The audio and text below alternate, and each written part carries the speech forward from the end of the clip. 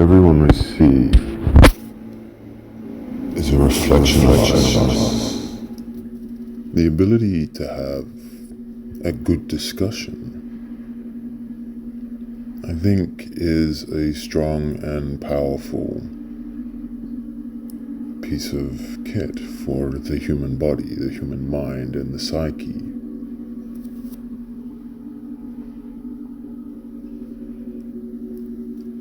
The ability to dive deep in conversation, especially when it's one that is exciting and unknown to us,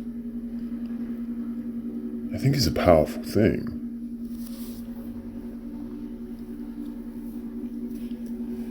I think the people have forgotten how to have a good conversation, a good discussion. Most people, if it doesn't interest them, they get bored. And to me, that is just a closed mind. If you have a closed mind, then you're not willing to talk about or discuss relevant things about the universe, or why doesn't the stars fall, or why doesn't the moon turn, or just things in general, disagreements. Why do you feel that way? Why do I feel this way? Why is your belief like that? Tell me how you feel.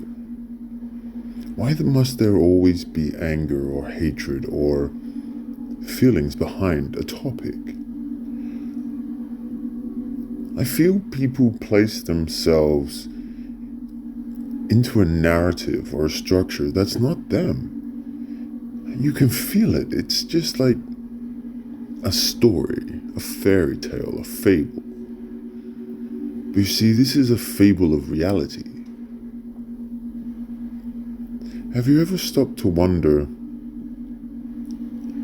what if the stories that you have been told are the true fairy tales, and they have created a current reality where the real fairy tales are a truer account to history but have been lost over time to myth and legend? But why can't we have these conversations? Why can't you sit down and have a riveting discussion about things without people feeling bored or tired or agitated?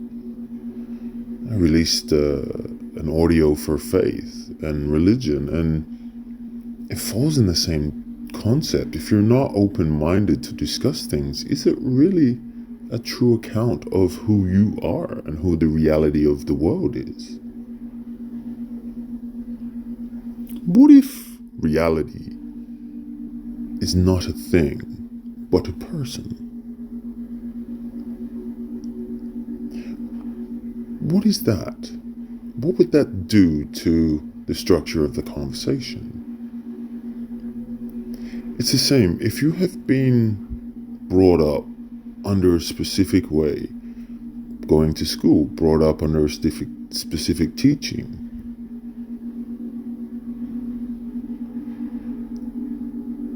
would that not just be what you believe? The idea of reality in the universe is to step out of that matrix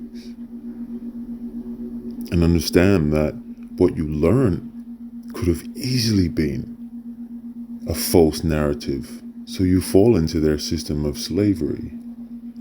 Slavery for all, and slavery within slavery is just the norm in today's society. So much can be done, so much is hidden, but why don't we have these conversations? Why does it be that the government is always talking about useless things that are not necessary? And when the topics get too hard or too real, there are no real answers but diversions. Why, when you talk about something, they want to watch the latest television program or the latest Desperate Housewife, but they don't want to talk about supernatural realities? I think it falls down to everyone wanting specific beliefs. Why do we have so many people who love the Star Wars or the anime or the Comic-Cons of the world, because they're out of this space, out of this world. It's a faraway land. Somewhere ingrained in their memory and their mind is reasons for this. Multiple lifetimes of people growing up and have more of an affiliation to a feline than a puppy. These are past lives traits, but people can't explain it because they don't have the conversations.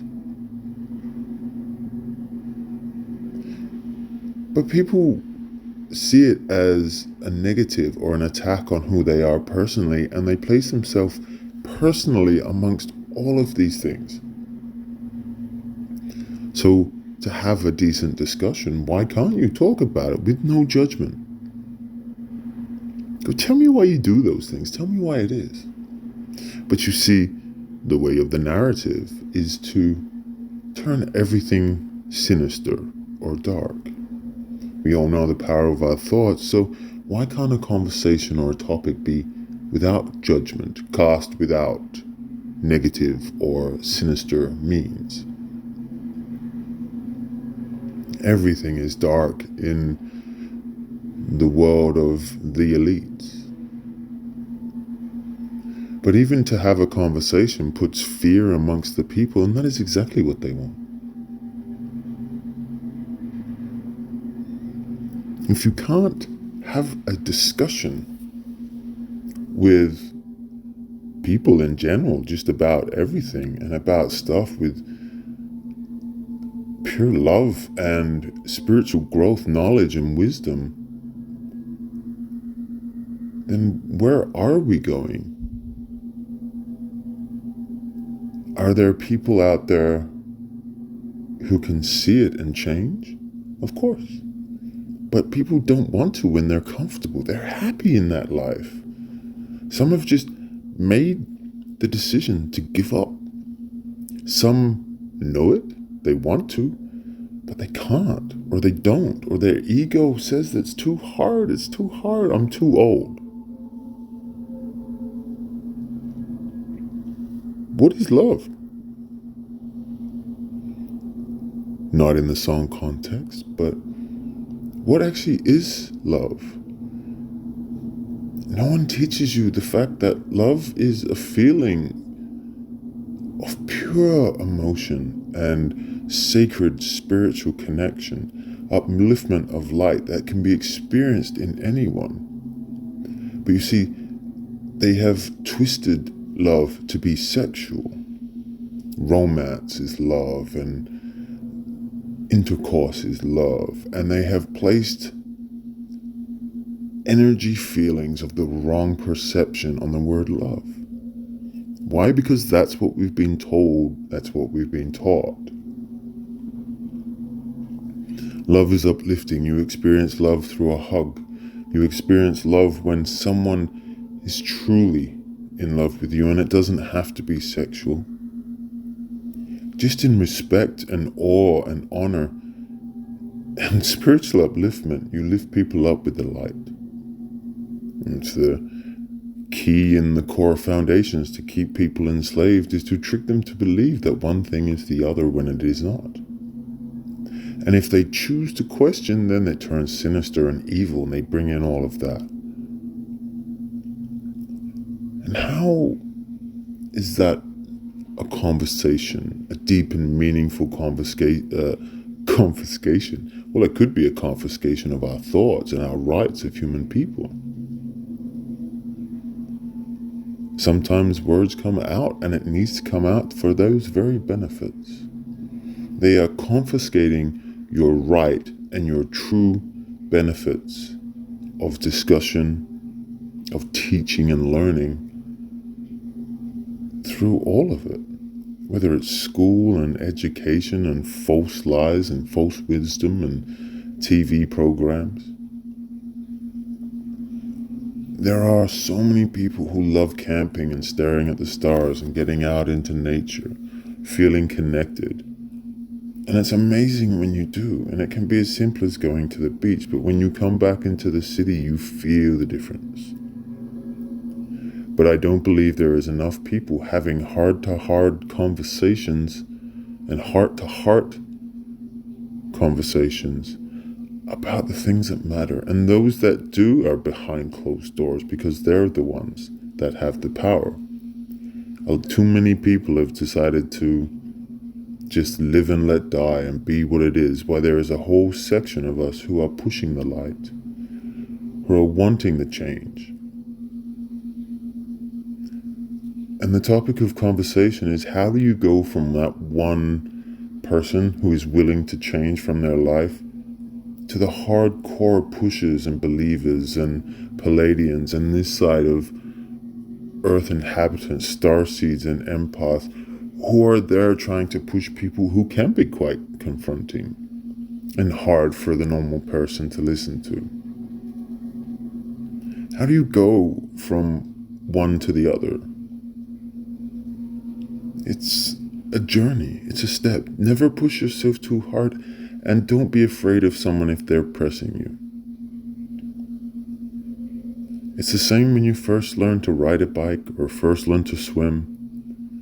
You keep practicing because you want to.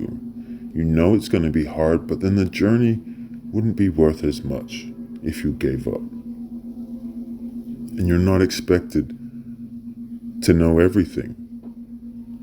But your core beliefs in wanting to discuss these things and find out ways, yeah, you do a little bit of your own research, but you ask the universe to provide you with people who can guide you along the way. Not one person is going to tell you everything. Well, some of us can. But not one person should tell you everything.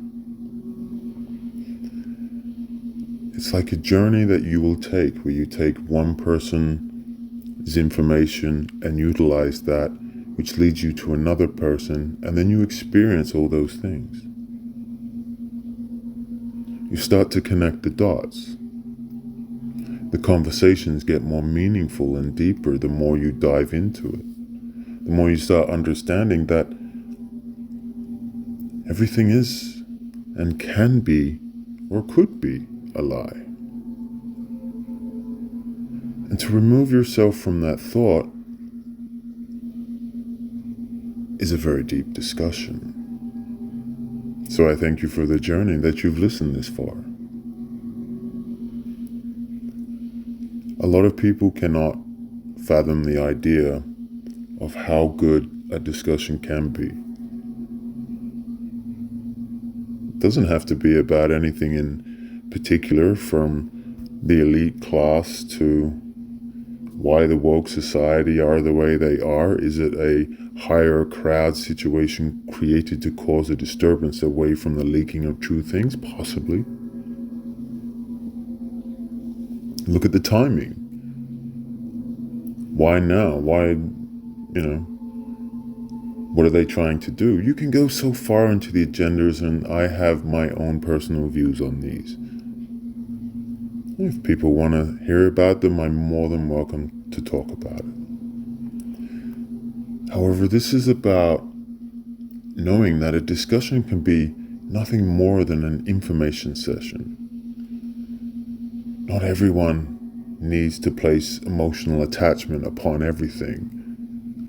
You see, haters can hate. It's good to have a balance, but anyone who goes out of their way to dismiss something without knowledge or obtaining to know the true truth or the true believing of it, it would be lying. And anyone who does not say that they don't know everything or that that is a possibility, they're kidding themselves. Don't get me wrong, there are people out there that know so much more than us, and I'm happy to share them with you. Anyone from the spiritual society who do channeling to, podcasting on YouTube. So, any of these guys, you don't have to go far, you can just Google them. Would you question them? Even Billy Carlson says, do your own research. You don't have to agree with what I say, but you accept it. You offer the possibility that there is a new idea or a new religion or a new way that you're not aware of. Why? Because he has done his research. Do you have to believe him? No. No, you don't. Is he true? Yeah, probably. More than likely. It's the same with everything. The more people that start to see the true history, the more the true history comes out. You have people like Christos Avatar who does amazing work. He's an interesting fellow to follow, but behind him and Ashiana Dean's work, they're doing amazing things to open people up to a new possibility from Palladians and Lyrians. And it goes on. You can look at Morning Coffee with Rion. This guy is totally amazing. All of these people trying to help the world, help people. And the discussions with them is just as powerful. Do you have to agree with everything they say? No, you don't. Everyone is different. Everyone has that uniqueness. Everyone has a role or a path or a journey. Some people who are ready and made the transition, they go to them. They already support and follow. Just remember not to follow for the rest of your life. We are all born leaders. There are some that struggle to get to that point, but I do find that there is always a lacking of people in the middle. It's either you're a part of it or you're not, but there isn't that, what I like to call the Dutchman person who transitions people from the false matrix to the true reality. You either have to jump or find your own way. It's difficult. I'd like to think that I can help in that manner. And discussions are an important factor. For if you are not able to open your mind to a possibility of something new, then you are stuck or ingrained into your own beliefs. Nothing should ever take your attention or knowingness away from learning something new. It doesn't have to be correct. It's what discussion is. If someone presents you evidence that counteracts exactly what you've studied and learned and know, then you present, you go, look, I appreciate your input here. Tell me why that is. And you get the reasoning behind it. You offer them a counter argument and say, well, I've studied this for years or whatever it may be, and I believe you to be inaccurate. However, this is the reasons why. If they defend their argument, then you cannot reason with a fool. But to understand their point of view, then we go into, well, why are they not listening? Are they stuck in their own mindset? You can go down that venture as well. But some people are trying to learn and they're just being taught false information, even from false light. There's always going to be a factor where they're going to try to stop you from growth. What is good? What is evil when you look at it? What is positive and negative? What is love and light versus, dark and sinister? All words have meanings. We've learned them in specific ways, but we don't understand them. I feel a good topic of discussion and talking points are just everything in general, but not enough families do it. They come home, how is work? How was your day? Did you eat well? How did the meeting go? Just stuff that should not be talked about at home. To be honest, those discussions are not love. They are not caring. You don't need to talk about work to show love. You come home and you just feel each other. You understand what's going on because you feel that connection. The wishful thinking and the playing of how was work, how was your day, would you like something to eat, is what we've been taught, that fairy tale romance, white picket fence house. No, no, no.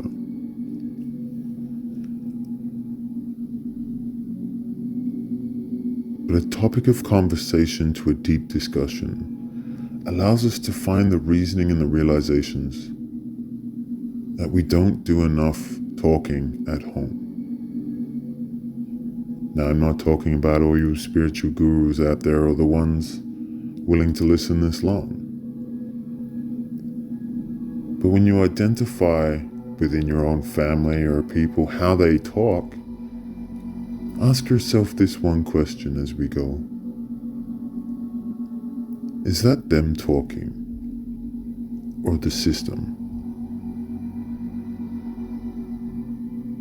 With peace, love, and light.